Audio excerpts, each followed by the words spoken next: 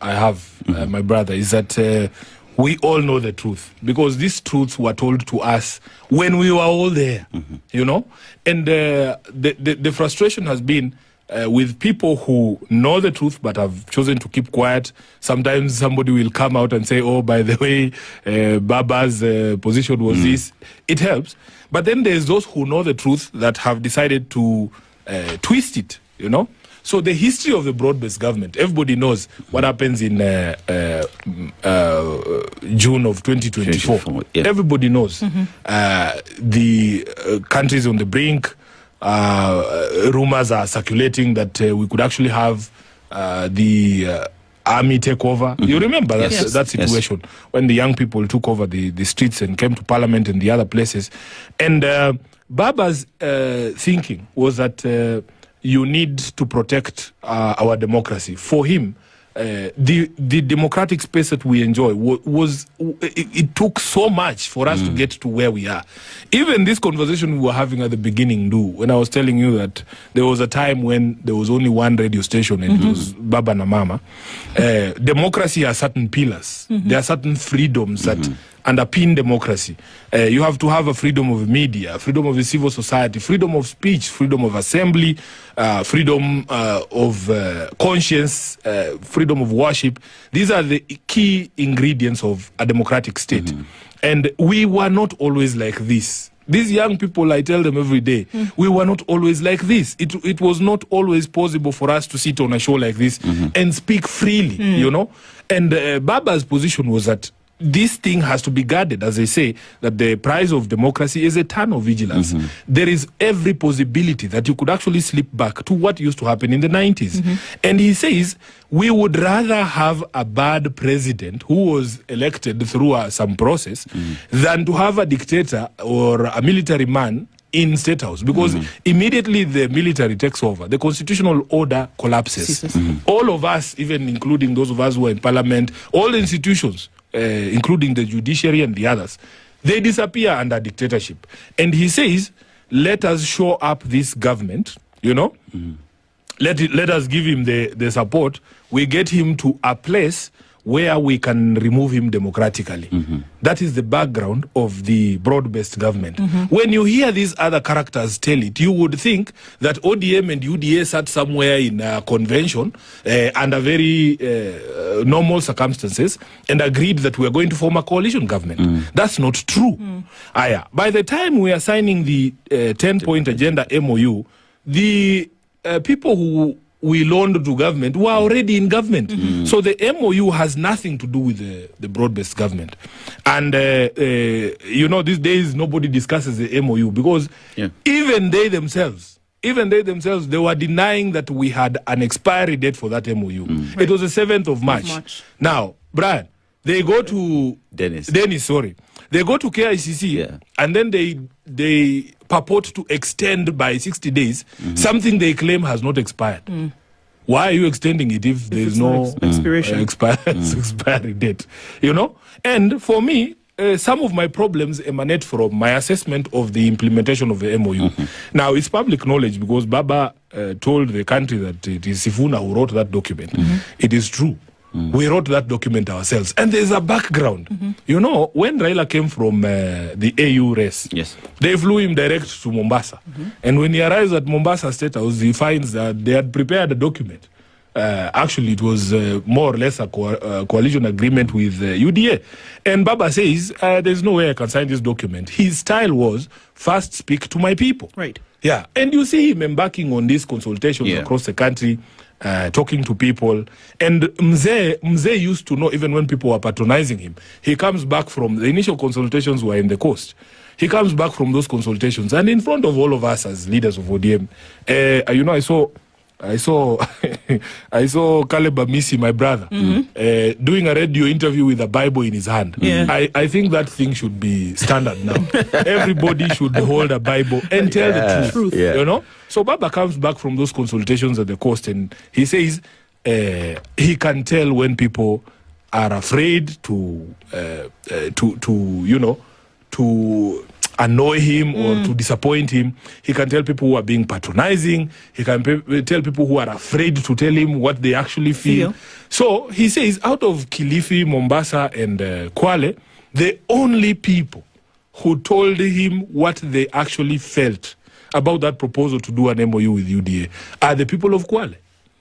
Okay. Yes. He says there are sycophants in Mombasa.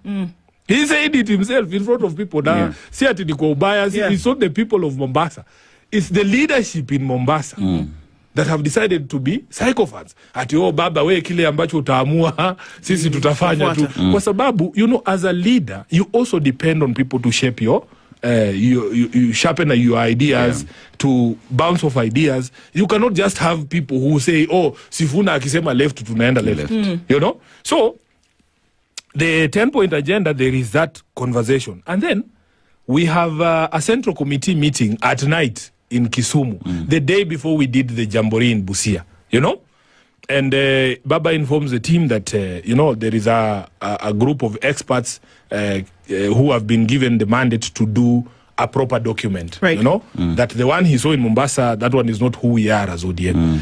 And at the end of the meeting, he tells them, when you guys finish doing that document, give it to Sifuna. And the room goes quiet. And then these merchants, who are scared that things might not go their way, they're like, oh, Baba, why can't we form a small committee? Members of members of the central committee. Right. They're saying, oh, perhaps we can add 1 more or 2 more people. Then Jacob asks them, how many people does it take to read a document? Sifuna is our SG and he's also a lawyer. Give the document to him when you're done. Slams the table, the meeting is over. I come back to Nairobi. 1 week goes by. 2 weeks go by. Nothing. Nobody is giving me the documents. I call them. I'm like, is that agreement ready, guys? They're just dodging me. On the day when we were signing that agreement, in the morning is when these characters shuffle in with a laptop. And the entire Central Committee of ODM is sitting there on one side of KICC. The president and his team are across the hall. It's a day of signing of a document. And then there's a TV like this one in front of me. They start projecting the agreement. Without you having looked at it? Without me having looked at it. It's the first time all of us are seeing this document. We didn't even get to page 2. Baba is like, stop. Which document is this? This is not who we are. Then he turns to me and asks me, Sifuna, have you looked at this document? I say, Baba, this is the first time I am seeing it with you. The meeting stops. We are sent upstairs. My office is on 3rd floor of KICC. We go there with Professor Anyang Nyong'o and he sits in my desk. Baba tells us, you guys must do a people-centric agreement. And we drafted that thing in like maybe 30 minutes. Yeah. So I know that document. I bring it downstairs. I print 1 copy, give it to my boss. My boss reads it and he says, this is it. You know? He tells me, Kina president are across the hall, take it to them and tell them this is our irreducible minimums. If they say yes, tunayo harusi. If they don't, we go. I take it across. And because I had told them that, you see, UDA's interest is not to implement anything that is in writing. They just want a document from which they can run their propaganda and say, yo, tumeungana, tumefanya nini. And you knew this then? I knew it. I said it in Kisumu. That, Baba, this is going to be a PR disaster for me. And I said it from the position of the foremost PR officer for the party. Because I'm the spokesperson of the party. Now, I take it to the SG. President's team. Those guys didn't read it. They didn't read it because their interest was never in the text. They say, and then the president sitting there, iko sawa? Iko sawa. So even when I go back to the room where my boss is, they are shocked that it took me less than 5 minutes. So I'm like, wamekubali kila kitu. Okay, sawa, tuende to sign. So it was obvious that it was not read. They didn't read it because their interest was never in the text. And true to my prediction, when we stand at the steps of the KICC, what does the president say? Wangapi wanakubali tuungane, tutembee pamoja, but look at the text. Look at the text. Now, my problems begin the day that I declare that MOU dead. Yes. And there's a reason. Yeah. There's a reason I declared that MOU dead. We had provided in that MOU that we want to see a stop to abductions. We want to see a stop to killings. Extrajudicial killings. Yeah. We want to see respect for political parties. We want to see respect for devolution. We want to see all of these things. We have listed them down. And the day that the police take Albert Ojwang from Homa Bay all the way to Nairobi and they kill him in the police cells here at Central, and then we are counting upwards of 20 people, young people, who have been killed since the day we signed the MOU. Yeah. So I do a show with Yvonne, and Baba was still there. And, you know, me, I say, as far as I'm concerned, once you kill someone, they cannot enjoy any of the other things, even if you implemented it. You know, even if you added Homa Bay 2 billion shillings to build markets, Albert Ojwang will not go to those markets. And that is essentially the beginning of my problems. Yeah, because, you know, where I come from, like the community that I come from, when you sit down as two men or two women, and iron out issues and shake hands on it. And we left Chungwa House and went to the first meeting of the Central Committee somewhere in Westlands that you saw us speaking the first time after Raila's death. I thought that we were on the same page. And every time we sit in these meetings, we agree on certain things, very basic things. We agree that the party has not made a decision to support William Ruto. All of these people agree that Raila never told us at any particular point in time that we should support William Ruto's re-election. In fact, Raila had seen 2027 as the best opportunity for ODM, because I can see the headline on the Star, on the Standard, saying numbers don't lie. It's actually true that you can do the math yourself. If William Ruto was declared president by 200,000 votes in 2022, and he has lost a big chunk of his support, because Mount Kenya alone gave him almost 4 million votes out of the so-called 7 million that he got. So Baba had seen that this is a great opportunity for ODM, because all we needed to do was to retain our bases. The exact same number of people who voted for us in 2022 are enough to make you president in 2027. So we sit in these meetings and we agree that nobody is going to run around shouting two-term. Immediately we leave the meeting. You see them in Homa Bay, in Migori, shouting two-term. So the rest of us who know that a decision has not been made to support William Ruto have to come out, have to come out and say, no, that is not the position of the party. Up to today, nobody in the so-called leadership of ODM currently can show you a resolution of ODM, by any organ of the party to support William Ruto. So when then you see the sort of happenings after that, they go to Mombasa, and people don't know that even the day before Mombasa, we had a meeting. We had a meeting with very senior members of the party who are trying to mediate some of these, disputes. And we reached certain agreements. I was surprised that, because after they left, it is rumored that they passed through State House. And the very next day in the morning, they are reading these resolutions to remove me as secretary. So I think people need to know that Sifuna is not the problem. Now, let me address the question you've asked me directly. You see, Raila Odinga was something else, you know? And we didn't expect that Oburu would be like Raila. He actually gets upset when we say, by the way, Baba would have done this. Sisi tuliaribiwa na Baba, because he had a style of doing things. Baba used to consult widely. And he used to explain things. You know, that man earned our respect by respecting us, and also demonstrating that he cared what we thought. I have told the story of the day that I went to say Pole to Baba after he lost Fidel.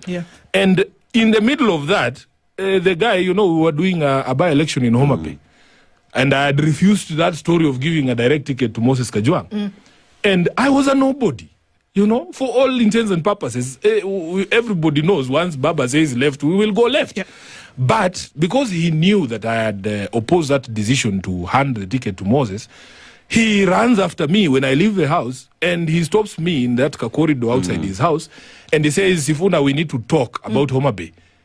That's the day after Fidel has died. People are streaming into his compound to say Pole. And he says, Sifuna, I have been told you are sulking. I need to explain to you why we need to do this the way that I am proposing to do it. That's how people's respect is earned, you know? You would find Mzee explaining, even the person you thought is the most useless. He would take his time to talk to him and explain to him. Now, wale wanajua tunasemanga tulikuwa tumezoea kuchukua moto kutoka kwa transformer direct. Sasa sasa tumewekwa kwa power bank. So lazima tuseme it's a proper step down for me, you know? So I have nothing but respect for Dr. Oburu, but he has a different style of doing things. We don't begrudge him. We were just used to something else. Party. You know, these guys just, they surprise me and they shock me as well. Eh? You know, I've been in ODM long enough to know that there were always movements within ODM. There were always movements. I remember there was one called, what was it called? ODM Fresh. There were others running around calling themselves what. We have always had these movements within ODM. There is no requirement in the constitution of ODM that we must all do things together. In fact, what Mzee used to do, you would find that the young people are doing something in the coast, the women are doing something in Western, there is another team running around doing registration of voters. I mean, that is what gives vibrancy to the party, you know? So when I hear people saying, oh, we can only move together, I'm just shocked because I don't understand their motivation in saying, and by the way, when they were planning their rallies of this Linda Ground or these other activities that they do, they are the ones who started by excluding us. They never used to involve us. And number two, we had a way of doing things in ODM where the activities would be funded by the party itself, centrally. You know, even Raila, when we were low on resources, he would take his own money and put it in the ODM account. He would not give you directly at Sifuna, this is for the by-election in Bonjari. No, he would put it in the institution because Baba believed in the institution of ODM, you know. And then we would sit there as a leadership and say, we are going to run this activity together, we are going to do this together. And that's how we used to work. Now, this new format where they just decide they're going to do their own things, we also have the capacity because we are also political leaders. We also have support. So we decided, okay, let us go and make our case to the people. And the case that we are making is that, by the way, it's never too late to do the right thing. True. It's never too late to do the right thing. They know, all of us know what the right thing is. All of us know that the ODM base, the ODM supporters do not support William Ruto's re-election. He is bad for the country. Everybody agrees. So why are you forcing this decision on the membership of ODM? You know, all we are saying is this, that we you know, I made a commitment. I made a commitment to my boss at his own funeral that it would not be Sifuna to wreck his party. They are the ones pushing us to the periphery. There is nothing. If you sit down and look at the raft of accusations, at least the ones that they have filed at the PPDT, there is nothing there. There is nothing there that I have done differently from when Baba was there. And Mzee had explained to them that we are a democratic party. You must have room for divergent views. And I have a responsibility as SG to read resolutions of the organs of the party. Now, if I am the one, in fact, I was the one I used to write those resolutions and read them myself. I know there is no resolution of ODM to support William Ruto. Okay. So if I go out there and I repeat that position, there is nothing wrong I've done. You know? So these guys, what they do is they know what they get from William Ruto. Some of us, Dennis, we feel that we've been blessed enough. The people of Nairobi honored me and elected me as a senator of their county. There are certain perks that come with that. I didn't have anything that had my name on it in this city. But because they elected me as senator of Nairobi, I was given a mortgage by parliament. I have a house. I came to this city with nothing, you know. You get there and they give you a car grant, 8 million shillings to buy a car. I have a comfortable vehicle. I don't want anything else. Like there is a level of greed that I see in people. Then I wonder, like, how much is enough? But equally, so evidence, you know. You heard Murkomen saying that we as political leaders are under 24-hour surveillance. That Murkomen knows who I sleep with and when I sleep with them. Okay. You know? So he surely must see me receiving money from Uhuru. Why can't he show the country, Sifuna and Uhuru, exchanging money? Yeah, because, and me, I will show you how people have funded our movement. We have a pay bill number on our website. They are called Linda Mwananchi. And I can show you the phone that has the M-Pesa messages. We pay our DJ from those 10 bob shillings that people send to us. You know, we have a gentleman called D.S. Njoroge. D.S. Njoroge is a person who used to supply or provide the dais and sound for Raila. He decided that he's going to work with us. We agreed on a flat rate for him, and he goes everywhere. He was the one who did Vihiga in the rain, in the darkness. He was able to assemble that thing, disassemble it, and assemble it again in Kisumu. It's what wamejitolea ndu, you know. I can show you how members of parliament in the Linda Mwananchi group contribute money. Our M-Pesa statements, these people have access to all these things. Our treasurer is Osotsi. We all send him money. You can see Sifuna is sending 200,000 to Osotsi for the rally in Kisumu. Bro, and what we spend money on, what do we spend money on? We spend money on the stage, the sound, and maybe security. That's it. On average, if you ask me, our budget for Kisumu was 3 million shillings.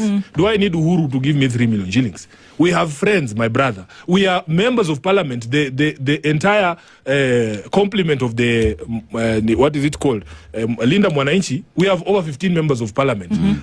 Each of them giving you 100,000 shillings is 1.5 million shillings.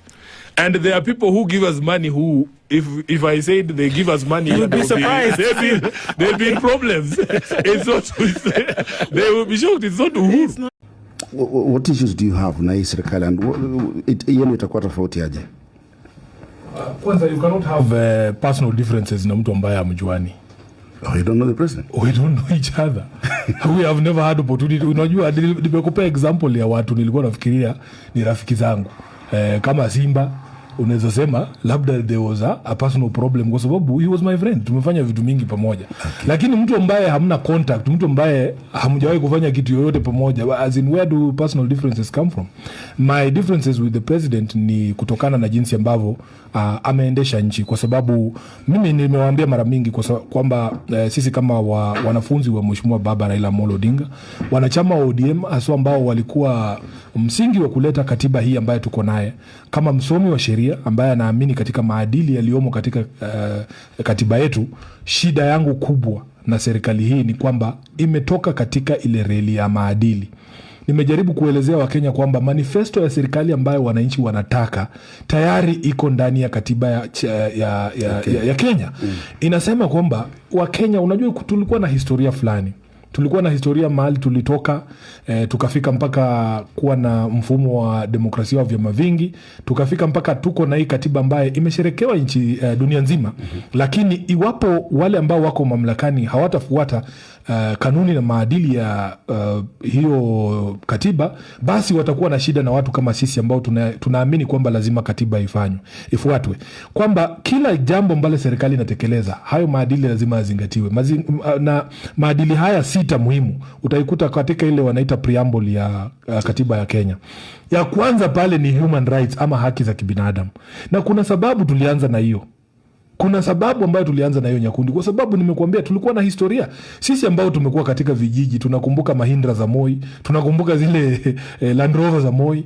Tulikuwa umekaa nje ya mti unatafuna miwa na baba yako akisikia sauti hiyo Mahindra ama Land Rover, anakimbia na ingia ndani ya miwa kujificha. Kwa sababu gani? Wale jamaa wa Moi nao hawakuwa na kuelezea kitu yoyote. Wanakubeba tu, wanakuingiza kwa nini na unapotea, hawaambii familia yako wamekupeleka wapi. So, na hiyo ndio kitu kinaendelea hapa sasa, hata hapa Nairobi. Hata kule Mathare, haya maandamano ambayo tulizungumzia jana ambayo walipiga watu wengine risasi, ilikuwa kwa sababu ya kupotea ya huyu kijana anaitwa Zizu. Yale mambo ambayo tulikuwa tunayaona miaka ya 90, inawezekanaje tukue na katiba ambayo inasema mambo haya yasimame na bado yanaendelea kufanyika. Inataka tuwe na demokrasia. Na demokrasia ama utawala wa kidemokrasia unapelekea kwamba kuwe na vitu fulani ambavyo vinajulikana kwamba hivi ndio misingi ya demokrasia. Kwa mfano, nitakupa mfano wa haraka kwa sababu wewe ni mwanahabari. Demokrasia inataka kuwe na uhuru wa vyombo vya habari katika taifa letu. Sasa ukiona kiongozi wa taifa anasimama anatoa vitisho dhidi ya waandishi wa habari ama kituo fulani cha kuchapisha habari, ujue kwamba huyo sio mwanademokrasia. Tuna uhuru wa kusema, tuna uhuru wa kutana. Hizo ndio tenets za demokrasia, na uhuru wa vyama vingi, kwa sababu lazima tuheshimiane. Kila mtu ajue kwamba hatuwezi kuwa tunavivunja vyama eti tukuwe na chama kimoja kikubwa. Hiyo ni kuturudisha miaka ya KANU. So unapoona maadili haya, na ndio maana watu wanatuuliza, nyinyi mkipewa hiyo nafasi mtafanya nini tofauti lini? Ni simple sana. Wakenya tayari wamekupatia blueprint. Wanasema haya maadili 6 tunataka kuona mkiendesha serikali kulingana na maadili haya, kwamba kuwe na heshima kwa haki za binadamu, kuwe na demokrasia katika taifa letu. Uwezi kumfunga kijana ama mbebe kijana ati kwa sababu amepost kitu kwa social media alafu ujiite mwanademokrasia. Tunasema kuwe na utawala wa sheria. Utawala wa sheria inamaanisha kwamba kama kuna mzozo kati yangu na wewe Nyakundi, mzozo huo utatuliwe kulingana na sheria. Na yeye sasa, kwa sasa hivi mahali tunakosania na yeye, mtazamo wangu tofauti na yeye anaamini utawala wa mambo ni matatu. Mambo ni matatu ndio utawala wa William Ruto. Sisi tunasema tunataka utawala wa sheria, kila mtu awe subject kwa sheria. Na kitu ambacho wananchi hawaelewi ni kwamba wawekezaji wengi, unajua, wanatuuliza kwa mfano tutashughulikia vipi hili swala la ukosefu wa ajira. Ukosefu wa ajira unategemea wawekezaji wa kibinafsi waweze kuweka pesa zao hapa. Kwa mfano hili shirika la Royal Media. Royal Media kuna wakati ambao ilikuwa inanyanyaswa sana na serikali ya Moi. Hata walikuwa wamefunga wakati moja. Sasa nakuuliza, kama hii Royal Media tukifunga leo, ni kazi ngapi ambazo zitapotea? Kazi ngapi ambazo tutapotea shirika la Standard Group likifungwa kesho kwa sababu watu wamekosana na Mheshimiwa Rais? Hakuna mwekezaji ambaye anaweza kuweka pesa katika nchi ambayo haiheshimu sheria. Tuko hapa tunajua hii mali yote Mheshimiwa SK Macharia na shirika zima la Royal Media, hii ni pesa, inahitaji fedha. Pesa yake ameweka kuweka hivi vyombo ili kupeperusha haya matangazo. Sasa we niambie, polisi wakiingia hapa saa hii wabebe hizi vitu, hawaambii ni kwa nini wamebeba? Mkiwapeleka kotini wanawaambia mambo ni matatu. Hakuna mwekezaji ataweka pesa yake katika nchi ambaye haifuati ule utawala wa sheria. Okay. Kwa sababu mizozo huwa ikitokea, na mingi ya mizozo, kama wakili najua, mizozo inatokea kati ya serikali, kwa sababu serikali ndio yenye kutoa leseni, na wawekezaji wa kibinafsi. Mwekezaji wa kibinafsi anataka kujua, akija hapa Nairobi anunue shamba hapa, aweke mradi wake pale. Hata amka kesho aambiwe hiyo shamba by the way umejenga, ni senator wa Nairobi pia ako na title yake. Unanielewa? Okay. Aende mahakamani nifuatilia tu ili wazo. Aende mahakamani apewe amri ya kusema shamba ni yake. Akikuja hapa anakuta senator wa Nairobi ameweka vijana hapo ndani, anamwambia hiyo karatasi umetoka nayo huko, hiyo ni yako, shamba ni yangu. Mwekezaji yupi atafanya kazi katika mandhari kama hayo? Mwekezaji hawezi leta kiwanda Kisii, ndugu yangu. Kama akifika pale, ati kitu ya kwanza anaulizwa kuanzia MCA anataka alambishwe. MP anasema kama hujaniona hiyo watu yangu wamekataa hiyo vitu. Anatuma vijana kuandamana hapo kila siku. Governor anataka yake. Mwekezaji gani atafanya investment katika mandhari kama hiyo? Na ndio hii kitu inaitwa maadili na utawala wa sheria. It's very important for our young people to understand ya kwamba hivyo ndio tutatengeneza nini? Tutatengeneza ajira, kwa sababu lazima tulete wawekezaji hapa. Ufisadi umefanya kufanya biashara katika nchi yetu ya Kenya imekuwa very expensive. Na nitakupa tu mfano. Mimi nimetolewa juzi tu, lakini nilikuwa mwanakamati ya kawi ama energy. Yes. Ndugu yangu, Kenya is amongst the most expensive when it comes to electricity. Na ukiwauliza ni kwa nini, tulifanya inquiry mzima pale kwenye bunge la Senate. Tukakuta kwamba ile mikataba ambayo ilisainiwa kati ya Kenya Power na wale wanajiita independent power producers ilikuwa ya kuwakandamiza wa Kenya. Unaona? It's not as if we don't have cheaper options ya kuleta kawi. Ethiopia wanatoa kawi less than 1 shilling per kilowatt hours, wakati sisi tunafanya 30 bob. Ethiopia hawa ndugu zetu na wanatuuzia, lakini hatutaki kununua hiyo. Tunataka tununue ile yenye sisi contract zetu zinaambatana nayo. Okay. Haya, hii ushuru ambaye amewekea wawekezaji, kwa mfano ushuru ambaye Royal Media inalipa lazima ingeongezeka, kwa sababu hizi levies za housing na SHA ambazo zimeongezewa Pia kuna zile ambazo zinakontributiwa na mfanyikazi na yule mwajiri. So kama hili shirika lilikuwa linaweza kulipa wanahabari 5, ukiongeza cost yao ya kufanya biashara, watasema tuna afford 2 peke yake.